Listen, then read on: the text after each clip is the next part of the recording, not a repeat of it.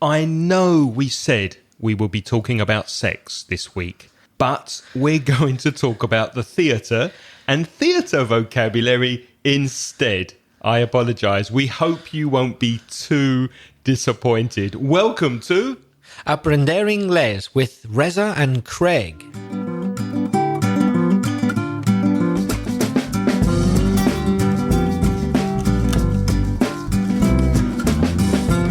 Good morning, good afternoon, good evening, wherever you are and whenever you're listening. My name's Craig. And my name's Reza. And if you're new to the show, with over 45 years of teaching between Reza and I, we're going to help you improve your English and take it all to the next level. How you doing, Reza? I'm doing very well, Craig, though I feel a little bit frustrated, having to wait for the sex. You're such a tease. un provocador. You're a tease. You're making me wait. The reason for the delay in speaking about sex is because we wanted to invite a special guest on the show who has agreed we will keep her or his name as a surprise. And in 2 weeks, we will be publishing that episode on sex. Yeah. Remember, these are recorded about a week ago, a week before you listen to them. It won't be a live sex show, so to speak. No, we won't be. We won't be doing sex live. No. There's been a lot of feedback, Reza, about our episode 177 that we did a few weeks ago. Do you remember Melina from Argentina who asked for book recommendations? I do, and I remember we got a bit of feedback from people. I remember Francisco actually made a comment on that episode. So those of you who haven't looked at the show notes, you can write comments. And Francisco from Ubeda wrote a comment on the show notes, and I replied to him. But we'd like to read out his feedback now. Yep, so why don't you read it out, Reza? So we're talking about books here for a B2 level or above, so probably a good intermediate or upper intermediate and above. And I was really happy to get these comments to know that people are still reading books. So, Reza, what does Francisco say? Well, Francisco from Ubeda recommends for B2 Terry Deary's Horrible Histories collection. That's 20 amusing and short books. So they make history funny and fun. Also, Lemony Snicket's A Series of Unfortunate Events, which is various books aimed at children, but worth reading for adults as well. He says, that stuff helped me a lot. It's aimed at teenagers in general, but it's appropriate for Spanish B2 adult students too. Another brilliant writer is Paula Hawkins, who wrote The Girl on the Train and also Into the Water, both written in an intelligible style. And as I replied in my comment to Francisco in that episode 177, I haven't read that book, The Girl on the Train, but I have seen the film, and it's a very good film. I really liked the plot. So thanks very much, Francisco. Yeah, thanks, Francisco. We appreciate it. So there are 3 more authors recommended by him, and the authors and the names of these books will be in the show notes at inglespodcast.com/181. Anna also commented on that episode where we listed some books for you to read, and Anna says, hello, Craig and Reza. I'm Anna from Mexico. I have a wonderful book to recommend. 3 Dark Crows by Kendare Black. Crows are cuervos, aren't they? That's right. 3 Dark Crows. Anna says the genre is fiction, but the story is very interesting. I love it. Also, is very easy to read. Anna, remember the subject there, it. So also, it is very easy to read. There's also a comment on the website from Marcelo. He wrote, just to tell you my current experience reading books in English. Some time ago, I bought My Friend Muriel by Jane Duncan, a shabby yellow paperback. What does shabby mean? Shabby means dirty, not well organized. So maybe cutre, maybe. Yeah, maybe falling to pieces or something like that. Like most of my books. At last, he writes, I started to read it. Maybe there are a lot of Scottish words and also old ones, but I think I'm able to understand the core. That's a nuclear, the core of the writing, and that is rewarding. Very good. Rewarding means it makes you feel good after you make the effort. Besides, I can write, paint, and even sneeze on it. For it's very old to be resold. Did you notice there, Reza, that he used for in place of because, or with the meaning of because we spoke about that recently? He could have written because it's very old to be resold, or as it's very old to be resold, or for it's very old to be resold. So well done using that for in that context.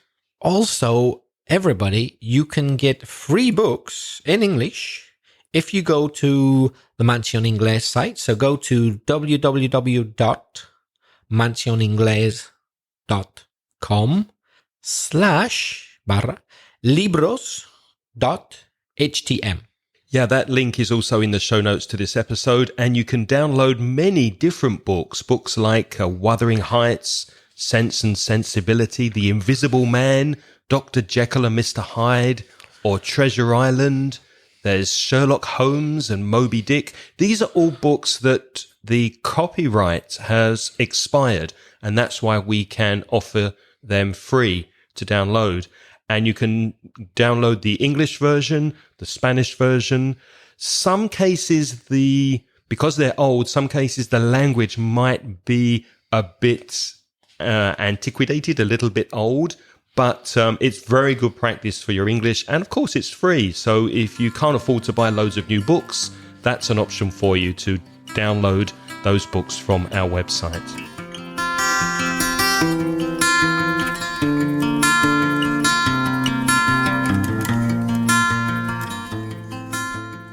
We also have a voice message now, and that's from Emiliano from Argentina. Hi Reza, hi Greg. This is Emiliano from Argentina. I really enjoy your podcast every day, especially when I travel from home to my work. I would like to ask you a few things, if you don't mind.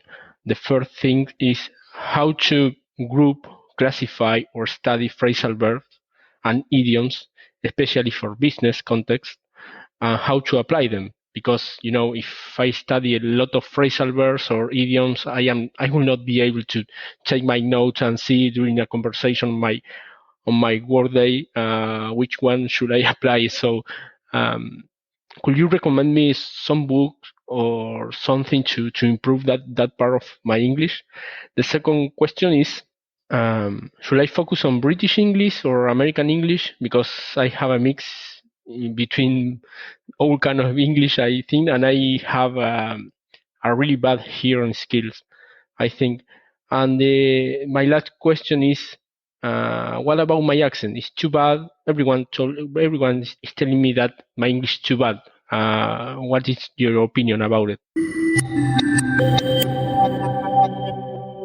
Well, thank you very much for your message, Emiliano. Really good to hear from you. Reza, any comments?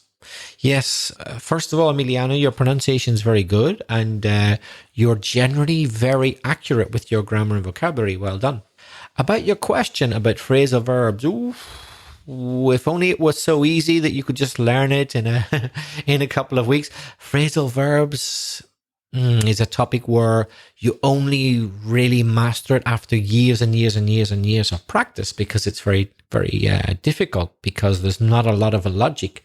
But my advice to you is take note, write down in a notebook phrasal verbs you learn, new ones, and even old ones which you haven't heard for a while, and you hear, to not forget them.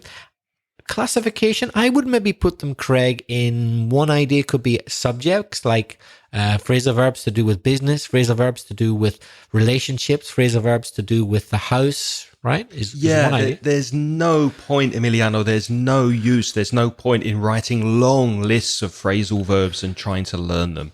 It's incredibly boring, and you're really not making the best use of your time. If you're going into a meeting, if you're going to speak in English, if you're making a phone call, write down 2 or 3 phrasal verbs that you think you'd be able to use when you're speaking to somebody about a particular thing.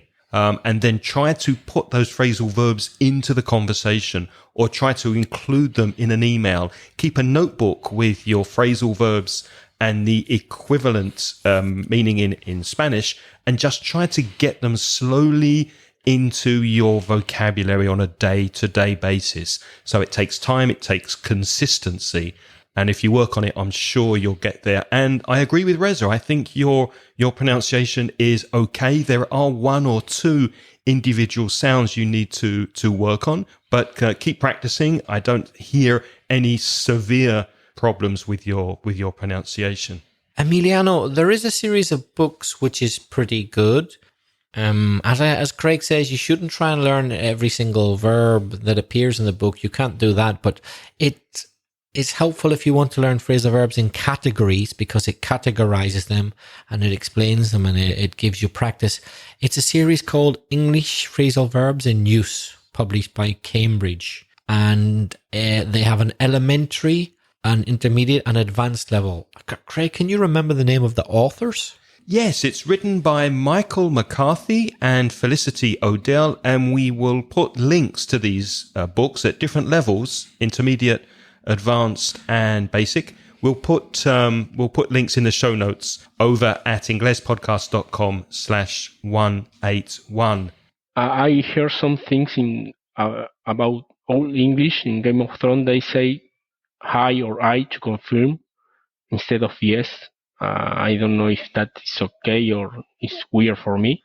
And what is the meaning of though at the end of the sentence? Best wishes from here, from Argentina. AYE, as used quite often in Game of Thrones. Yes, you're absolutely right. It means yes. It means agreement. And it's more commonly used by people in the north of England. Don't you think so, Reza? Especially in the old days. I was really from the north of England. It means yes. And apparently it comes from the naval response from sailors when they'd say, aye, aye, sir, which means I understand and I will comply. I will do that. Although there's a small difference, which I found really interesting. If you just say aye, that means yes, it's correct. If you say aye, aye, aye, aye, 2 eyes, that means I understand and I will comply. I will do it. So that is the naval equivalent, or sailor's equivalent, to the aeronautical difference from pilots when they say Roger, which means received, and Wilco, which means will comply. So they take the first letters of will, W-I, and comply, C-O, which gives you Wilco. In Scotland and in Ireland, the word I is still very common, but not in England. Aye, that's true. Aye, true. Yeah. So don't be surprised to hear it there, but it's not so common in England now, or in the north of America. And it's not spelled I-E-Y-E, ojo. It's spelled A-Y-E, but the pronunciation is the same. I. And there are a few formal uses, kind of traditional uses of the word I. For example, in the American House of Representatives, as far as I know, and maybe in the British Parliament, I can't remember, when they vote on something, they say ayes to the left, and nays to the no, to the right. Beg your pardon. So nay is the negative, N-A-Y, which is very, very uncommon. Yeah, less common than I. But you'll still hear ayes to the left. It doesn't mean look to the left. It means go to the left if you say yes, if you say I. And this is in the United States. They still use it today. Aye, they do. Emiliano also asked about the word though, T-H-O-U-G-H, at the end of a sentence. It means sin embargo. For example, I thought it was easy. I was wrong though. So that's the meaning of though at the end of the sentence. We spoke more in detail about though and although and similar connecting words back in episode 55. So go to inglespodcast.com/55. And you said in your message, Emiliano, I don't know what is the meaning. Be careful of word order in your indirect questions. It should be, I don't know what the meaning is. So put the is at the end of the sentence. And to revise indirect questions, go to inglespodcast.com/50. Emiliano also sent us an email asking about some grammar points. He listed 1 or 2 grammar points. And Emilio listens to this podcast with the app. I mostly use the app.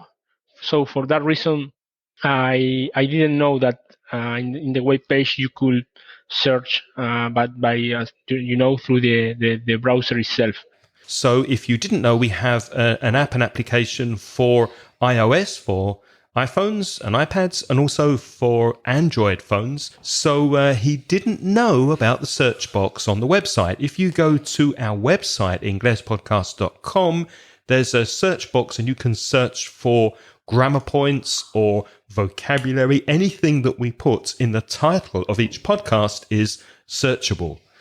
So if you have any doubts or questions or problems about specific points of grammar or vocabulary, have a search first on the website, because it's very, very likely, it's very probable that we've already done a podcast on what you're looking for. And another point in Emiliano's email was asking about immigration laws in the UK. If you want to work there, things about taxes, paying your taxes, your income tax, any tips which he should take into account living in the UK. And for those kind of questions, I would recommend the website set up by Beatriz Ramirez, which is called destinoreinounido.com. And I did an interview with Bea, which you might find interesting, over at inglespodcast.com/Bea. So over on her site, destinoreinounido.com, Bea has answered all of your questions and more, Emiliano. So have a look at her site for more information. Thanks a lot. I am a fan of your podcast, so I will be there every day to hear you. Thank you.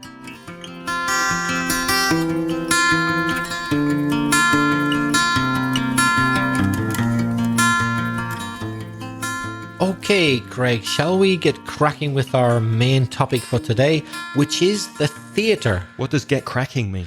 To get cracking means to get started.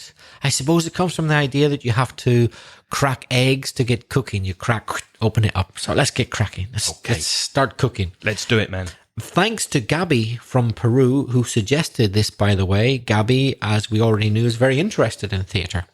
Yeah, she has been involved in theatre productions, and she gave us the idea of looking at some theatre vocabulary. Now, before we begin on theatre vocabulary, 2 spellings of theatre, aren't there, Reza? How do you spell it? Oh, of course, there's the British way, Theatre, or the American way ends ER. The last 2 letters are reversed. And make sure with that TH sound, you put your tongue between your teeth and make the sound, because it's very tempting. It's easy to just use a T and say theatre.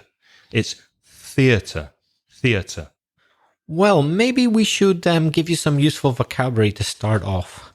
I wonder if Gabby has ever put on a play. Do you know if she has? I know she's been in one. She's acted in one. But to put on a play is to produce one, isn't it? Yeah. So more than just act, you're behind the actual production of it. So you would be responsible for things like the set.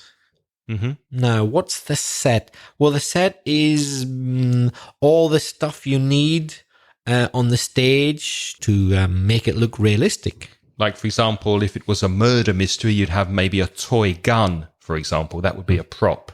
Anything that you'd use to make it more realistic. Any object or that kind of thing. And also bigger things like furniture and things painted to look like windows or trees. All of it is the set. Mm-hmm. And as Craig said, the props are smaller objects. What about the words, Craig? The words that the actors say? Yeah, the words they say are written down in a script, script, script, which is guion in Spanish. And of course, if you have a script, you have to learn the words. So the expression to learn your lines in a play is very important. And the actors, when they're reading their words from the script, they're usually on the stage. So that's the bit in the theatre where the actors walk around or sit where you can see them.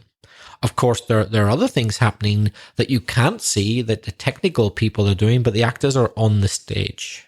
And remember the preposition with is on, so on stage. The Rolling Stones are on stage in Madrid, for example. Now, the word scene, that's SCENE, scene, is an important word in theatre. It means a small part of a play. A play is una obra de teatro. But it also refers to parts of a film or a TV program. They've also got scenes. And then there's another word, act. Of course, there's the verb to act, but there's the noun, an act, which is a group of related consecutive scenes. But that wouldn't necessarily be used in film or TV, would it? I think act is specific for theatre plays. Yes, right? Only for theatre or opera, yeah. Mm-hmm. For example, you could say, I love Act 3, Scene 2 of Othello. Okay, so the second scene of the third act. And going back to the idea of learning your lines and reading the script, you have to practice. When you are in a play, like Gabby, you have to practice, which is called rehearsal. The noun is rehearsal and the verb is to rehearse. So you practice your lines before the day of the play, before you actually act on stage. Mm-hmm. And amongst the lines that you might have to learn if you're an actor, you might have to learn a soliloquy. Now, that's a strange word outside the theatre. It's very common in theatre, but outside theatre it's not. SOLILOQUY, soliloquy. I can see the word solo in there. Maybe that's why it's because you're speaking on your own? That's exactly it. It's a monologue on your own. And it's when a character says his or her thoughts aloud in voz alta. So they're not really speaking to anybody. In theory, they're just thinking, but you can't see inside the head. So they say the thoughts. That's very common in Shakespeare, isn't it? Very common. A soliloquy. Soliloquy. And as a musician, Reza, you would know where the orchestra plays. There's a special name, isn't there, where the orchestra plays in a theatrical performance. What's it called? The pit. The orchestra pit. Because a pit is generally below ground level. So you've got the stage where the actors are elevated, and then below the level of the stage, lower down, you've got the musicians in the orchestra pit. Which you could probably see if you were sitting in the front row. Row is fila, R-O-W. So to sit in the front row, usually the seats are more expensive, but you can see everything. You're very, very close if you have front row seats. Now, at the end of the performance, it's very typical in the theatre for the actors to get a standing ovation. An ovation is when people clap, they put their hands together to show their appreciation. And a standing ovation means that the audience liked it so much that they stand up to clap. That's a standing ovation. Craig, how might the actors respond to a standing ovation? So at the end, they would take a bow. The verb to bow is inclinarse, the same thing as Japanese people tend to do culturally when they want to thank you or say hello, to bow. So the actors and the orchestra take a bow at the end. And if they're really, really popular and the audience clap a lot and give a lot of ovation, then there's a curtain call. What's that, Reza? So, as you all know, I'm sure, the cortina goes down at the end of the production. So when the curtain's already down, we suppose that everything's over. But if people are clapping so much, there may be a curtain call when the actors come and they all stand in front of the curtain for another bow. So they take maybe the second or third or fourth bow when the curtain has already come down. And if they're clapping really, really loudly, they bring down the house. That expression means it's such a successful and popular performance that it's almost as though the building falls from the standing ovation to bring the house down or to bring down the house. If you bring down the house, you're probably going to get a very good review. A review is when a critic, that's the person who writes the review, a journalist specialized in the arts, writes about something artistic. So you can get a good review or a bad review.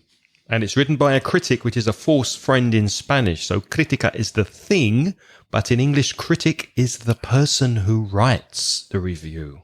Amateur dramatics is where you're not a professional actor or actress, but you do it because it's a hobby. So you might have a production, a theatre production in a small town, for example, or in your local area, and you do it without getting paid. So it's amateur dramatics, or AmDram for short. So I'm involved in AmDram would be amateur dramatics. Now, in real life, nobody likes to break a leg or any other bone. But in theatre, they often say, break a leg. What are they saying, Craig, when they ask you to break a leg? Good luck.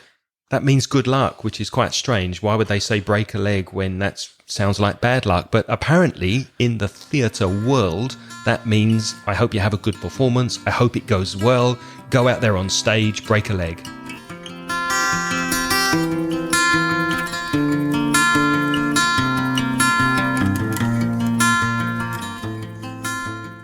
Ad-lib is an important expression in theatre. It means you speak spontaneously, not using the words in the script. A dangerous thing to do, but it can be very exciting. And where actors change their costumes and move the set around sometimes is backstage. Now, the audience does not see what happens backstage because it's at the back of the stage. So the actors are backstage before they come on to the stage. If you want to refer to all the actors, you can call them the cast. And casting is the selection of the actors. So before you get the part, before you're picked to become part of that production, you have to go to the casting auditions. And centre stage, obviously in the middle of the stage, but off stage, OFF, off stage, is the opposite of on stage. So if you're off stage, you're not on stage. A green room is not a room painted green. No, it's an area where the actors get ready backstage, where they put on their costumes, their makeup, etc. And that's very common in TV, isn't it? Before talk shows or interviews, people wait in the green room, they have a drink, they relax before they come on to be interviewed. As well as the words which are spoken, there are stage directions for theatre actors. That means instructions of position and movement. For example, it tells you to go to the left, sit on the chair, go centre stage, etc. Stage directions. And another word that's connected to the theatre, cue, C-U-E, which is where there's an indication when somebody tells you or shows you to do something. So, for example, if you need to speak next, maybe someone will wave at you or say something to you. That is your cue to do something. That is your cue to move or your cue to speak. If you're having trouble remembering your lines as an actor, someone might prompt you. That would be the prompter. That's a person who's off stage who whispers the forgotten lines. Like if you forget your lines, I'll say, hey. And then you repeat the line they whispered to you. And from that word, we also get teleprompter, which is an electronic way of showing you cue cards so that you know exactly what to say. It has your script on a monitor, on a TV screen, a teleprompter. Now, Shakespeare was a famous writer, but above all, he was famous for writing theatre plays. In other words, he was a famous playwright. P-L-A-Y-W-R-I-G-H-T. Be careful with the spelling. In football, you have substitutes who will go on to play if a player is injured or has a problem or isn't playing very well. In the theatre, that person is called an understudy. One word, an understudy. So it's an actor who prepares just in case he or she has to substitute another actor. For example, the principal actor might have stage fright. That's when they're very, very nervous about the performance, and maybe they have so much stage fright that they refuse to go on the stage. Then the understudy would have to replace them. Craig, what's a thespian? A thespian is an old-fashioned word for an actor. So if you hear the word thespian, that means somebody who has a long history of playing in the theatre and appearing in theatre productions. If you're an actor in the theatre world, you probably are worried about people upstaging you. That means they would perform more memorably than you. Mm-hmm. For example, let's say the unknown actor playing a minor role upstaged Helen Mirren playing the Queen. Yeah. Everybody knows Helen Mirren, but along comes this new person and they did a much better acting job. They upstaged Helen Mirren. So it's very common that Reza upstages me in this podcast. I don't think so. Not at all. If you remember, when we spoke about musicians, we spoke about roadies who help the musicians to move their equipment around when they're performing concerts and doing live gigs. So similarly, in the theatre, stagehands are the technicians who help to set up or prepare the stage and the set. So a stagehand is a person who works to help prepare the production. Some of the things that have to be looked after by the stagehands would be the footlights and the spotlight. Footlights are lights at floor level on the stage. So the light goes upwards. So they're near your feet. Near your feet and they go upwards, yeah. Whereas the spotlight is above you going downwards. The spotlight is the main light. And it's usually focused on the most important actors on the stage. Can also be a verb, right? You can spotlight someone, which means put a spotlight on a person to emphasize them or to illuminate them. Yeah, and many, in fact, nearly all words connected to theatre are used as metaphors in English. So if you say that someone is in the spotlight, that means all the attention is on them. Like in the theatre, when the main light's on someone, virtually every single expression I can think of to do with theatre is used metaphorically outside theatre. Yeah. For example, if we had somebody who was waiting here to come on and appear with us in our next podcast, we could say that they are waiting in the wings, which means that they're waiting just beside the hypothetical stage, waiting to come onto the podcast. So it just means you're waiting, you're ready to come into the production. For example, when Lenin died, Stalin was waiting in the wings, ready to quickly take center stage.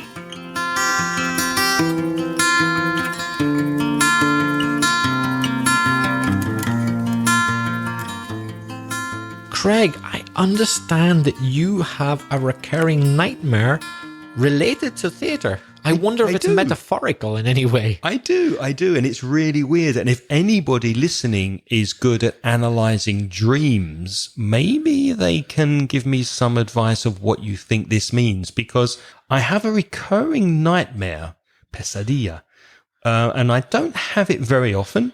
But I've had this nightmare occasionally over the last maybe 10 years or 15 years. And I'm going to appear in a play and I have my script, but for some reason I procrastinate, which means I keep putting it off, delaying learning my lines. And I have the date of the theatre production or when I'm going on stage, and the date's getting closer and closer and closer. And I keep putting it off, which means delaying, the phrasal verb to put off. I keep delaying learning my lines. And as the day gets closer, I get this fear of humiliation and being up on stage and not knowing what to say and everybody looking at me. What do you reckon, Reza? Does that mean anything? It could just mean that generally in life, you don't like the idea of not knowing how to act or something like that in the right situation. I'm just guessing. Who knows? That sounds interesting. If you have an opinion and you're listening, then tell me what my dreams mean. I used the word recur in that little anecdote, a recurring nightmare. And there are two words that are sometimes confused, reoccur and recur. Is there a difference, Reza? I'd say there's a slight difference. An event that reoccurs, it repeats at least one time, but maybe not more than once, maybe just once.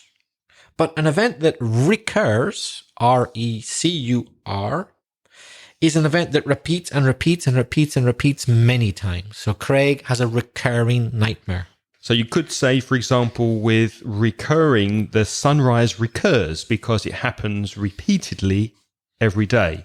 But reoccur just means to happen again. So I could say, for example, I think the Ice Age will reoccur eventually. So it's not something that happens consistently, but it could happen again. So there is a very small difference with those two words. Craig, have you ever been involved in a theatre production? I have on occasion, obviously at school, in the UK, we have these school plays that you appear in. So I never had a big part, but I used to participate and do something in the plays at school. And then later in life, when I left, on one or two occasions, I've been involved in minor roles, which means small parts in plays. But I've never been involved in AmDram, in amateur dramatics. It's never been a hobby. I've just done it occasionally. What about you? I don't think I have, no. Well, maybe at school, yeah. But so long ago, I've forgotten the details. But at school, when you have to do these theatre productions, whether you want to or not, which takes the fun out of it. What about musically? Have you ever played in the orchestra pit in a performance? I have, yes, in a couple of amateur operas. It was good fun being down in the pit. Yeah, it's great fun, by the way. It's well known in the professional classical music circuit that down in the orchestra pit, all sorts of things go on. They drink alcohol, they joke with each other because there's hours and hours where you don't do much and they have a great laugh and no one can see them. Do you enjoy going to the theatre as part of the audience? I do, and I wish I went more. I don't know why I don't go more, but I should make the effort. What about you? Yep, I do. I've been a few times, although not recently. I think these days it's really been replaced by TV. The theatre's been replaced by TV and the cinema and home entertainment. So I think it's a dying pastime going to the theatre. Oh, that's a very controversial sentence Craig just said. Sorry, Gabby. What's happening in Peru, in Argentina? What's happening in Mexico? Because my opinion is in Europe, it's certainly not as popular to go to the theatre as it was 10, 15 years ago. Do you think TV, film reflect real life better? Do you think theatre should try and reflect real life more? I think it should make you think. I think it should raise questions, social issues, and definitely make you think, although there is a place also for comedy. I mean, you can go to the theatre and see a comedy production. I've done that a couple of times. And if the people are funny and you laugh and you come away feeling happier, it's done its job. And can theatre really affect society the way a film or TV can? Can it have an effect on us? I think it can. I think theatre can definitely influence the way people think and society in general. Do you agree? Yeah. Can I name but a few examples? Romeo and Juliet, for starters, which was written as a play. Who doesn't know the story of Romeo and Juliet? And that was written as a piece of theatre. Absolutely. If someone wrote a play about your life, which famous actor would you choose to play the role? Well, I'm going to say his stage name. That means not his real name. Mr. Bean, because you'll know that. His real name's Rowan Atkinson. But Mr. Bean, the character of Mr. Bean would probably do me. Is that how you see yourself? Yeah, a bit of a kind of a useless, clumsy, that means always having silly accidents and not quite knowing what to do person. No. I disagree. What about you, Craig? Who would you like to play you? Who would I like to be me in a film or play? There's a very good actor that I really, really love and respect, and I don't know if our Spanish audience would know him. His name's Bill Nye. Do you know who he is? I know who you mean. He was in films like Love Actually. He was in Pirates of the Caribbean, Valkyria, Yo Frankenstein, Harry Potter. He was in Harry Potter. He's a very good actor, and I think maybe him, although he looks nothing like me, I could just watch him interpreting any role, and quite like him to play my life. I agree. He's a brilliant actor. I like him myself. Or maybe Kenneth Branagh. Oh, another good actor. I mean, he's such a versatile actor. He's a Shakespearean actor. He's done a lot of TV, a lot of film. I think he could play anybody's life because he's that good. That's the husband of Emma Thompson. Ex-husband, sorry. Now, Craig, Shakespeare wrote a famous line in his play, As You Like It. He wrote, As You Like It is the name of the play, yeah? Yeah. As You Like It. He wrote, all the world's a stage, and all the men and women merely players. They have their exits and their entrances, and one man in his time plays many parts. What does merely mean? All the men and women merely players. It means only and nothing more. Simplemente. Yeah. Is it true? Is the world just a stage? Is it all just acting and the show must go on? I think it means we're just not that important. We come, we go, we live, we have different stages in our lives, and we become nothing. We go to dust. We're not as important as we think we are. And we have our different roles in life, like wife, husband, employee, father, mother, friend, lover, son and daughter. We've just got these parts that we play in our lives, and we have to play them, but we should be aware of our own mortality. We're going to die, so we're not that important. We have our exits and our entrances. What do you think? I agree. There's no point obsessing about things.